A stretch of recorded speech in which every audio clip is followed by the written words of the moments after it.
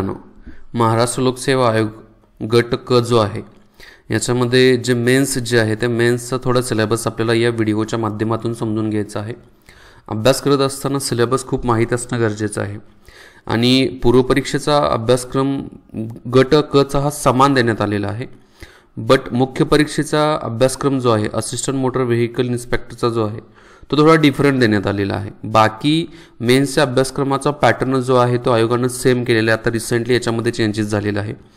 जसं गट ब च्या बाबतीमध्ये आहे तशाच प्रकारे गट क च्या बाबतीमध्ये पण करण्यात आलेला आहे बघा। आता वन बाय वन आपण अभ्यासक्रम समजून घेऊ, पेपर पॅटर्न पण समजून घेऊ।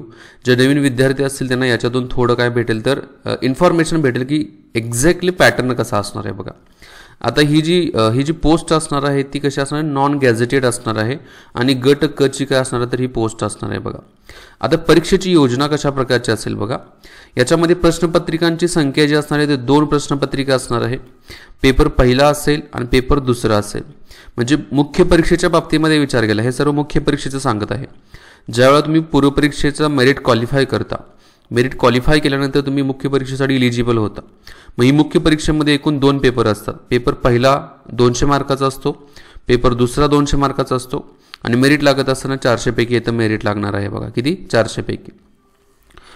जसं आपण गट ब च्या बाबतीमध्ये बघितलं तशाच प्रकारे आहे। गट ब चा जर तुम्ही सिलेबस जो आहे मेन्सचा सिलेबसची जर व्हिडिओ बघितली नसेल ती नक्की बघा, तुम्हाला अभ्यासक्रमाचा एकूण इत्तंभूत इन्फॉर्मेशन तुम्हाला भेटून जाईल बघा। आता पेपर पहिला आणि पेपर दुसरा जो आहे याच्यामध्ये आपल्याला थोडं प्रश्नसंख्या कशी असेल, गुण, दर्जा याच्या संदर्भात आयोगाने दिलेले डिटेल्स काय काय आहेत बघा। पेपर पहिला जो आहे याचा सांकेतांक जो आहे तो 1064 आहे बघा। पेपर पहिल्यामध्ये 2 विषय येतात, एक मराठी विषय आहे आणि दुसरा इंग्रजी विषय येत आहे बघा। आता आपण मराठी विषय विचारात घेतला तर मराठी विषयाची प्रश्नसंख्या किती असणार आहे तर 50 प्रश्न असणार आहेत। हे 50 प्रश्न म्हणजे एक प्रश्न जो असेल तो 2 मार्काला असेल। टोटल गुणांची संख्या बघितली तर 100 गुण आहेत बघा। परीक्षेचा दर्जा जो असणार आहे पेपर मराठीचा जो आहे तो म्हणजे पेपर जो मराठी पेपर फर्स्ट मधील मराठीचा भाग जो आहे याच्यामध्ये परीक्षेचा दर्जा जो असणार आहे तो 12वी लेवलचा असणार आहे। माध्यम कुठला आहे तर मराठी माध्यम असणार आहे बघा। प्रश्न जे असणार ते मराठीमध्येच असणार आहेत बघा। ओके, तशाच प्रकारे इंग्रजीच्या बाबतीमध्ये विचार केला तर इंग्रजी पण काय असणार आहे तर 50 प्रश्न असणार आहे, 2 मार्काला एक प्रश्न, असं काय तर टोटल 100 मार्काचे काय असणार आहे तर गुणांची इंग्रजीचा हा पेपर पहिल्यामधला भाग दुसरा येणार आहे। पदवी दर्जाचं इंग्रजी असणार आहे, इंग्रजी माध्यम असेल बघा प्रश्नांचं। आता हा जो 100 म्हणजे इथे देण्यात आलेले 100 क्वेश्चन्स जे आहेत ना याच्यासाठी 1 तास आयोगाने दिलेला आहे बघा। परीक्षेचा कालावधी किती आहे तर 1 तास देण्यात आलेला आहे आणि वस्तुनिष्ठ बहुपर्यायी म्हणजेच ऑब्जेक्टिव्ह पद्धत असणार आहे। एक प्रश्न दिला जाईल त्याच्यावरती 4 पर्याय दिले जाणार आहेत बघा। हे पेपर फर्स्टच्या बाबतीमध्ये झालं, पेपर पहिला। पेपर जो दुसरा आहे, पेपर दुसरा जो आहे त्याच्यामध्ये सामान्य अध्ययन आणि बुद्धिमत्ता चाचणीचा पेपर दुसरा येत आहे बघा। याचा सांकेतांक जो आहे ते 1065 आहे बघा। आता याच्यामध्ये प्रश्नांची संख्या किती असणार तर 100 प्रश्नांची संख्या असणार आहे। 200 गुणाला हा प्रश्न म्हणजे काय असणार तर हा पेपर सेकंड असणार आहे। दर्जा जो असणार याचा पदवी लेवलचा असणार आहे। मराठी आणि इंग्रजी दोन्ही भाषेमध्ये आपल्याला प्रश्न पाहायला भेटतील। परीक्षेचा कालावधी असेल तो 1 तासाचा असेल बघा आणि जे प्रश्नपत्रिकेचे स्वरूप जे असणार आहे ते वस्तुनिष्ठ बहुपर्यायी स्वरूपाची परीक्षा असणार आहे। आता थोडं आपण नकारात्मक गुणांच्या बाबतीमध्ये बघू बघा। आता नकारात्मक गुण बघितले तर प्रत्येक चुकीच्या उत्तराकरता 25% किंवा 1/4 एवढे गुण काय केले जातील एकूण गुणांमधून वजा किंवा कमी करण्यात येतील बघा। 25% गुण कमी केले जातील थोडक्यात। आता 1/4 म्हणजे काय, समजा जर बरोबर तुमचे 4 आले असतील, ओके, आता 4 उत्तरे बरोबर आलेली असतील आणि तुमचे जर 4 चुकलेले असतील, चूक जर 4 असतील तर या 4मुळे काय होणार आहे 1/4 जो बरोबर आलेले आहेत ना त्यातला 1 वजा होणार आहे। म्हणजे तुम्हाला मार्क्स किती पडले तर 3 मार्क्स पडले। अशा प्रकारचे काय असेल तर 1/4 निगेटिव्ह मार्किंग सिस्टीम जी आहे ती इथं देण्यात आलेली आहे बघा। आता समजा एखाद्या प्रश्नाची एकापेक्षा अधिक उत्तरे आपण दिली म्हणजे 2 ठिकाणी गोल केला, हा पण गोल केला आणि हा पण गोल केला तरी पण आपला तो प्रश्न जो आहे तो चुकलेला असणार आहे, त्याला पण 1/4 निगेटिव्ह मार्किंग देण्यात आलेलं आहे बघा। आता वरील प्रमाणे कार्यपद्धतीचा अवलंब करताना बघा एकूण अंतिम गुणांची बेरीज अपूर्णांकात जरी आली म्हणजे 0. मग बघा एखाद्याला 61.25 मार्क्स असतील तर हे 25 अपूर्णांकातील जे आहे ते तसंच राहणार आहे बघा आणि पुढचं मेरिट लागत असताना हे या पद्धतीनेच लावलं जाईल असं म्हणण्यात आलेलं आहे बघा। समजा एखाद्याने प्रश्नाचं उत्तरच दिलं नाही तर त्याच्यामध्ये निगेटिव्ह मार्किंग आहे का? म्हणजे प्रश्नाचं उत्तर दिलं नाही तर निगेटिव्ह धरलं जातं का? नाही आहे. तर तिथं गुण विचारात घेतले जात नाही आहे. त्याचबरोबर नकारात्मक गुण पण दिले जात नाही आहे. आता आपण इथंपर्यंत परीक्षेचा पॅटर्न समजून घेतला. आता थोडा अभ्यासक्रम आपण काय करूया तर परीक्षेचा समजून घेऊ. बघा, आता पेपर पहिला जो आपण बघितला, पेपर पहिल्यामध्ये मराठी आहे, इंग्रजी आहे, या विषयातील खालील काही घटक देण्यात आलेले. बघा, पेपर फर्स्टमध्ये आता मराठीमध्ये काय काय प्रश्न विचारले जाऊ शकतात, कशाच्या आधारावरती? सर्वसामान्य शब्दसंग्रहावरती प्रश्न विचारले जाऊ शकतात. वाक्यरचना कशा प्रकारे तयार झाली त्याच्यावरती प्रश्न विचारले जाऊ शकतात. एक एक पॉईंट लक्षात ठेवा. सर्वसामान्य शब्दसंग्रह असेल, दुसरं वाक्यरचना असेल, तिसरं व्याकरण असेल, चौथा मुद्दा जो आहे तो म्हणी व वाक्यप्रचार यांचा अर्थ असेल. त्याच्यानंतर म्हणी आणि वाक्यप्रचार 5 लिहितो बघा, आणि उपयोग, तसेच उतार्यावरील प्रश्न 6. असे 6 टप्प्यामध्ये मराठीचं काय असणार आहे तर अभ्यासक्रम देण्यात आलेला आहे. बघा, ओके. इंग्रजीचा सेमच आहे. बघा, कॉमन व्होकॅब्युलरी असेल पहिला मुद्दा, दुसरा सेंटेन्स स्ट्रक्चर कसं असेल दुसरा मुद्दा देण्यात आलेला आहे, तिसरा ग्रामर असेल, व्याकरण तिसरा मुद्दा आहे, यूज ॲडम्स अँड फ्रेजेस असतील हा चौथा मुद्दा असेल, त्याच्यानंतर त्याचा अर्थ आणि कॉम्प्रिहेन्शन हा त्याचा 5वा मुद्दा आहे. जरी आपण म्हणी आणि वाक्यप्रचार जरी घेतलेला एकत्रित केलं तरी आपले एकूण किती मुद्दे येतात तर मराठीतील एकूण 5 महत्त्वाचे चॅप्टर येतात आणि इंग्रजीचे एकूण किती आहेत तर 5 महत्त्वाचे चॅप्टर इथं विचारले जाऊ शकतात, त्याच्यावरती प्रश्न विचारले जाऊ शकतात. बघा, ठीक आहे. आता पेपर फर्स्टच्या बाबतीमध्ये आपण समजून घेतलं.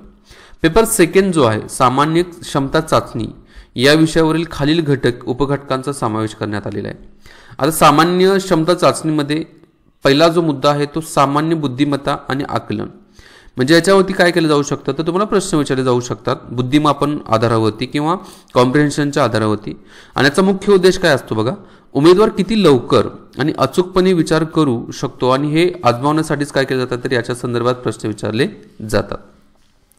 दुसरा मुद्दा जो आहे तो चालू घडामोडी, जागतिक तसेच महाराष्ट्रासह भारतातील चालू घडामोडी, लास्ट 1 इयरच्या ज्या चालू घडामोडी आहेत, मागच्या 1 वर्षाच्या चालू घडामोडी ज्या असतील ना त्याच्यावरती इथं काय केलं जातं तर प्रश्न विचारला जातो. बघा, आता त्याच्यानंतर अंकगणित आणि सांख्यिकी हा तिसरा मुद्दा आहे. इथं बुद्धिमापन असेल, त्याच्यानंतर इथं अंकगणित आणि सांख्यिकी जो आहे याच्यावरती पण प्रश्न विचारले जातात. त्याच्यानंतरचा नेक्स्ट चौथा मुद्दा जो आहे तो माहितीचा अधिकार अधिनियम 2005 असेल आणि महाराष्ट्र लोकसेवा हक्क अधिनियम जो आहे 2015 असेल. तर याची माहिती तुम्हाला इंटरनेटच्या माध्यमातून भेटू शकते. त्याचबरोबर जे काही नवीन पुस्तकं अपडेट केली जातील तर त्याच्यामध्ये याच्या संदर्भात माहिती दिली गेलेली असेलच. बघा, थोडं तुम्ही चेक करू शकता, नाहीतर इंटरनेटचा वापर करा, ऑल डिटेल्स तुम्हाला भेटून जातील. बघा, आता मुद्दा येतो इथं जो आहे राज्यशास्त्र विषयाच्या बाबतीमध्ये आहे. बघा, हा राज्यशास्त्र विषय आहे. राज्यशास्त्र आणि कुठला येत आहे याच्यामध्ये पंचायत राज आहे. पंचायत राज. आता राज्यशास्त्र आणि पंचायत राजमध्ये काय केले बघा, घटना कशी तयार झाली आणि घटनेच्या प्रस्तावने मागची भूमिका आणि तत्त्वे काय होते, तर हा पहिला मुद्दा इथं राज्यघटनेच्या संदर्भात येत आहे. घटनेची महत्त्वाची कलमं असतील, ठळक वैशिष्ट्य असतील हा दुसरा मुद्दा येत आहे. बघा, केंद्र व राज्यांचे संबंध असतील, त्याचबरोबर निधर्मी राज्य आपलं आहे, म्हणजे भारत जे आहे ते निधर्मी आहे, सिक्युलर स्टेटमध्ये काउंट केलं जातं. मूलभूत हक्क आणि मूलभूत कर्तव्यांच्या संदर्भात आहे, म्हणजे कलम 12 पासून 35 पर्यंतची कलम याच्यामध्ये येत आहेत. मूलभूत कर्तव्य कलम 51A कलम येत आहे. बघा, राज्य धोरणाचे मार्गदर्शक तत्व माहिती असतील, याच्यामध्ये शिक्षण असेल, युनिफॉर्म सिव्हिल कोड असेल, हे कशामध्ये येतात तर राज्य धोरणाची मार्गदर्शक तत्वामध्ये. मार्गदर्शक तत्व बघितले तर कलम 36 पासून 51 पर्यंतची कलम जी आहे ते राज्य धोरणाच्या मार्गदर्शक तत्वासंदर्भात येत आहेत. नंतर स्वतंत्र न्यायपालिका असेल, राज्यपाल असतील, मुख्यमंत्री असतील, मंत्रिमंडळ असतील. आता राज्यपाल, मुख्यमंत्री, मंत्रिमंडळ जे यांचे कर्तव्य असतील, अधिकार असतील, कार्य असतील, राज्य विधिमंडळ याच्या संदर्भात बघा, विधानसभा असेल, विधान परिषद असेल, त्यांचे सदस्य असतील, अधिकार, कार्य, कर्तव्य, विधी समित्या, त्या सगळ्यांच्या वरती काय केले जाऊ शकतात तर प्रश्न विचारले जाऊ शकतात. त्यामुळे आपल्याला काय करायचं आहे तर एक कोणतंही पुस्तक लक्ष्मीकांत वापरू शकता, बेस्ट पुस्तक आहे. त्याचबरोबर कोळंबे सरांचं पण पुस्तक वापरू शकता, ते पण बेस्ट आहे. एनी वन ऑफ देम, दोन्हीपैकी एक कुठलंही पुस्तक घ्या आणि त्याचा रितसर पद्धतीने काय करा तर तुम्ही अभ्यास करा.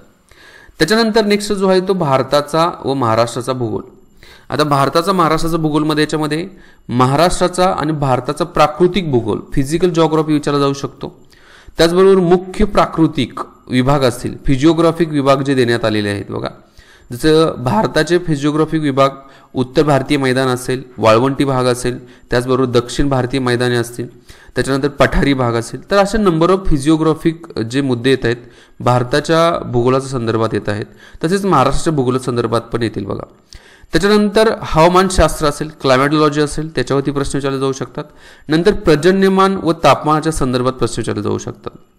नंतर पर्जन्यातील विभागवार बदल असतील, नद्या असतील, पर्वत असतील, पठार असतील, विविध प्रकारची भूरूपे असतील, राजकीय विभाग असतील, भारताचे राजकीय विभाग असतील, त्याचबरोबर महाराष्ट्राचे राजकीय विभाग असतील, भारताचे प्रशासकीय विभाग असतील, महाराष्ट्राचे प्रशासकीय विभाग असतील, नैसर्गिक संपत्तीमध्ये वने व खनिजे असतील, मानवी आणि सामाजिक भूगोल असेल, लोकसंख्या असेल, लोकसंख्येचे स्थानांतर असेल, मायग्रेशन पॉप्युलेशन असेल आणि त्यांचे उगमस्थान असेल, आणि डेस्टिनेशन त्याचे परिणाम काय असतात, ग्रामीण वस्त्यांच्या संदर्भात असेल, तांडे असतील, झोपडपट्ट्या असतील, त्यांचे प्रश्न असतील. असे नंबर ऑफ प्रश्न जे आहेत ते भारताच्या महाराष्ट्राच्या भूगोलावरती विचारले जाऊ शकतात बघा. त्याच्यानंतर येत आहे पर्यावरणाचा भाग. पर्यावरण हा एक नवीन मुद्दा काय केलेला आहे तर भूगोलमध्येच ऍड करण्यात आलेला आहे. आता पर्यावरणामध्ये काय काय प्रश्न येतात बघा. मानवी विकास आणि पर्यावरण असेल, पर्यावरण पूरक विकास असेल, नैसर्गिक साधन संपत्तीचे संसाधन विशेषतः याच्यामध्ये काय येतात वन संसाधन असेल, विविध प्रकारची प्रदूषणे असतील आणि पर्यावरणीय आपत्ती, पर्यावरण संवर्धनात कार्यरत असलेल्या राज्य असतील, राष्ट्र असतील, जागतिक पातळीवरच्या संघटना आणि संस्था जे असतील यांच्याविषयी काय असणं पाहिजे तर माहिती असणं गरजेचं आहे बघा. त्याच्यानंतर नेक्स्ट मुद्दा जो आहे तो सामान्य विज्ञान आणि तंत्रज्ञानावरती प्रश्न, म्हणजे हा एक काय झाला तर विषय आहे बघा. तिसरा विषय मी म्हणेल, पहिला राज्यशास्त्र, दुसरा भूगोल, तिसरा सामान्य विज्ञान. याच्यामध्ये फिजिक्स असेल, केमिस्ट्री असेल, झुलॉजी असेल, बॉटनी असेल, याच्यावरती प्रश्न विचारले जाऊ शकतात. त्याचबरोबर याच्यासाठी आता 8वी 9वी 10वीचं स्टेट बोर्डाचं पुस्तक असेल तुम्ही वापरू शकता. ओके. संवेदनाच्या बाबतीमध्ये असेल, हवाई व ड्रोन छायाचित्रण असेल, भौगोलिक माहिती प्रणाली असेल आणि त्याचे उपयोजन जे असेल याच्यावरती पण प्रश्न विचारले जाऊ शकतात. इंग्लिशमध्ये बघा तर रिमोट सेन्सिंग असेल, एरियल अँड ड्रोन फोटोग्राफी असेल, जॉग्राफिकल इन्फॉर्मेशन सिस्टीम असेल, GIS असेल आणि त्याची ॲप्लिकेशन्स काय असणार आहेत तर याच्यावरती प्रश्न येतात बघा. इंटरनेटच्या माध्यमातून याच्या संदर्भात डिटेल तुम्हाला इन्फॉर्मेशन भेटून जाईल. त्याच्यानंतर इन्फॉर्मेशन आणि कम्युनिकेशन टेक्नॉलॉजीवरती पण काय केलं जातं तर मॅक्सिमम प्रश्न विचारले जातील बघा. त्यामुळे आपल्याला त्याची पण माहिती असणं काय तर गरजेचं आहे. ICT आपण म्हणतो त्याला. नेक्स्ट जो विषय आहे तो अर्थशास्त्राच्या बाबतीमध्ये. आता अर्थशास्त्र जो आहे याच्यामध्ये समग्र लक्ष्य अर्थशास्त्र येत आहे बघा. याच्यामध्ये अर्थव्यवस्था असेल व नियोजन असेल, विकास विषयक अर्थशास्त्र याच्यावरती प्रश्न विचारले जातात. समग्र लक्षीय अर्थशास्त्र असेल, वृद्धी आणि विकासावरती प्रश्न विचारले जाऊ शकतात. सार्वजनिक वित्त जे आहे याच्यावरती प्रश्न विचारले जाऊ शकतात आणि आंतरराष्ट्रीय व्यापार आणि आंतरराष्ट्रीय भांडवलावरती पण प्रश्न विचारले जातात बघा. आता भारतीय अर्थव्यवस्था त्याच्यासमोरील काही आव्हाने आणि आर्थिक सुधारणा हा पण टॉपिक काय तर खूप महत्त्वाचा आहे. तुम्ही कोळंबे सरांचं पुस्तक घेतलं तर भरपूर डिटेल्स कव्हर होतील. त्याचबरोबर डेसले सरांचं जरी घेतलं तरी त्याच्यामध्ये पण डिटेल्स कव्हर होतील बघा. भारतीय शेती आणि ग्रामीण विकास याच्यावरती पण प्रश्न विचारले जातात. नंतर सहकार क्षेत्रावरती आता नवीन मुद्दा जो आहे सहकार क्षेत्राचा मेन्सचा जो आहे हा पण आहे बघा, जो की राज्यसेवेसाठी होता तो याच्यामध्ये पण ॲड केलेला आहे बघा. मौद्रिक व वित्तीय क्षेत्र असेल, सार्वजनिक वित्त आणि वित्तीय संस्था याच्यावरती पण प्रश्न विचारले जातात बघा. उद्योग आणि सेवा क्षेत्र याच्यावरती पण प्रश्न विचारले जातात. पायाभूत सुविधा विकास असेल, आंतरराष्ट्रीय व्यापार आणि भांडवल असेल आणि महाराष्ट्राची अर्थव्यवस्था या विषयांचे जे सब टॉपिक जे आहेत याच्यावरती काय केले जातात तर प्रश्न विचारले जातात. तर अशा प्रकारे या संदर्भात जरी तुम्ही एक पुस्तक जरी वाचत गेला म्हणजे चालू घडामोडीला एक तुम्ही रेफरन्स बुक घेऊ शकता. मंथली किंवा इयरली मॅगझिन जे आहे ते घ्यायचं. सामान्य बुद्धिमापन जे आहे आणि अंकगणितासाठी एक पुस्तक आहे, सतीश वशे सरांचं असेल किंवा तुम्ही मॅथ्स आणि रिझनिंगच्या संदर्भातलं अग्रवालचं बुक आहे ते पण वापरू शकता. फक्त हे बघत असताना प्रिव्हियस इयर क्वेश्चन पेपर पण बघा. माहितीचा अधिकार जो आहे आणि त्याचबरोबर महाराष्ट्र लोकसेवा हक्क अधिनियम जो आहे याच्या संदर्भात इंटरनेटला सर्च करू शकता. त्याचबरोबर आणखी राज्यशास्त्राच्या बाबतीमध्ये लक्ष्मीकांत सरांचं पुस्तक आहे, मराठीमध्ये आहे बघा. त्याचबरोबर कोळंबे सरांचं पण पुस्तक आहे, ते पण तुम्ही काय करू शकता तर वापरू शकता बघा. त्याच्यानंतर भारताचा आणि महाराष्ट्राचा भूगोल आहे, याच्यामध्ये ज्ञानदीप प्रकाशनचं पुस्तक येत आहे. त्याचबरोबर सौदी सरांचं पण पुस्तक आहे महाराष्ट्राचा आणि भारताचा भूगोल, तेही तुम्ही काय करू शकता रेफरन्सला वापरू शकता. पर्यावरणासाठी करंट अफेअर बघू शकता किंवा तुषार घुरपडे सरांचं पुस्तक आहे ते वापरू शकता तुम्ही. त्याचबरोबर सामान्य विज्ञान असेल, विज्ञान व तंत्रज्ञान असेल, याच्या संदर्भात पण पुस्तकं बघितली तर एक करंट अफेअरला धरून बघू शकता. कशा संदर्भात? रिमोट सेन्सिंगच्या बाबतीमध्ये.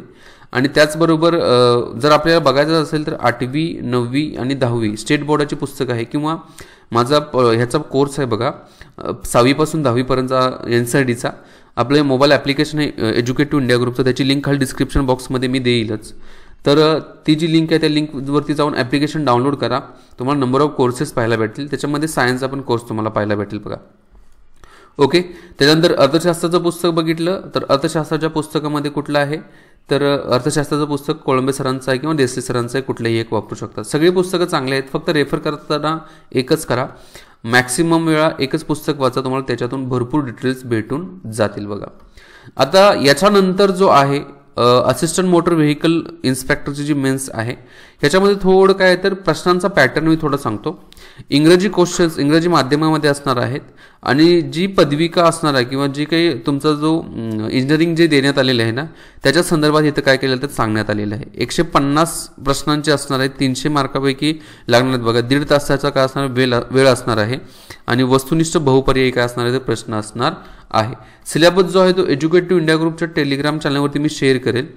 आता याच्यामध्ये सगळे ह्याचा इंजिनिअरिंगचा सिलेबस आहे. स्ट्रेंथ ऑफ मटेरियल असेल, मॅन्युफॅक्चरिंग प्रोसेस असेल, थेरी ऑफ मशीन असेल, टॉम असेल, नंतर हायड्रॉलिक्स आणि हायड्रॉलिक्स मशिनरीज असेल बघा, हा एक टॉपिक येत आहे त्याच्यामध्ये.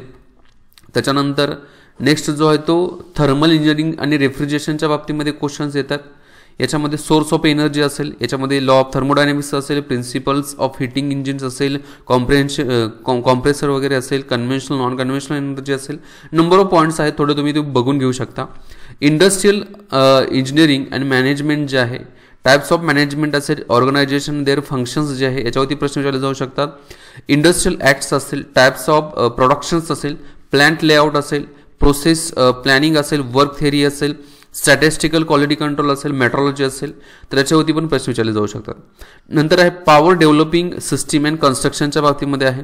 याच्यामध्ये जे चॅसिस असेल गाड्यांची, लेआउट टाइप्स असेल, सब सिस्टीम्स ऑटोमोबाईल्स असेल, याच्यावरती पण प्रश्न विचारले जाऊ शकतात. त्याचबरोबर SI आणि CI इंजिनच्या बाबतीत 2 स्ट्रोक इंजिन असेल, 4 स्ट्रोक इंजिन असेल, types of the chassis and frames असेल, CRDI असेल, MPFI असेल, multi point fuel injection system जी असेल MPFI असेल, फ्यूल पंप्स असेल, फ्यूल इंजेक्टर ECU असेल फॉर द CI कॉम्प्रेसर इंजिनच्या बाबतीमध्ये, ignition system used in automobile असेल. असं नंबर ऑफ काय येतात तर पॉवर इंजिनिअरिंगमध्ये येत आहेत बघा. कूलिंग अँड लुब्रिकंट सिस्टीम पण येत आहे, ट्रान्समिशन सिस्टीम पण येत आहे. थोडं काय करा त्याला डिटेलमध्ये बघा. ओके. याच्या संदर्भात थोडं बुक रेफरन्स कुठले कुठले आहेत ते पण तुम्ही काय करू शकता तर बघू शकता. स्टेअरिंग सिस्टीम आणि स्टार्टिंग ड्राईव्स असेल, डिफरन्शियल रिअल ॲक्सिस ब्रेकच्या संदर्भात असेल, vehicle maintenance and transport management असेल, automobile electrical and electronic system असतील, इंट्रोडक्शन ऑफ इलेक्ट्रिकल व्हेकल असेल. त्याचबरोबर motor vehicle act and road सेफ्टीच्या संदर्भात इथं काही जे कायदे आहेत बघा, तर त्या कायद्यावरती पण प्रश्न विचारले जाऊ शकतात. तर अशा प्रकारे काय आहे तर हा असिस्टंट मोटर व्हेकलचा एक ढोबळमानाने मी सिलेबस सांगितलेला आहे. थोडा तुम्ही काय करा, चेक करा व्यवस्थित, त्याचे नोट्स प्रिपेअर करा, आणि अभ्यास करत असताना हा सिलेबस काय करा तर बरोबर तुमच्या नेहमी ठेवत जावा. तर मी तर थांबतो. मोबाईल ॲप्लिकेशन डाउनलोड करा, चॅनलला सबस्क्राईब नक्की करा. जय हिंद मित्रांनो.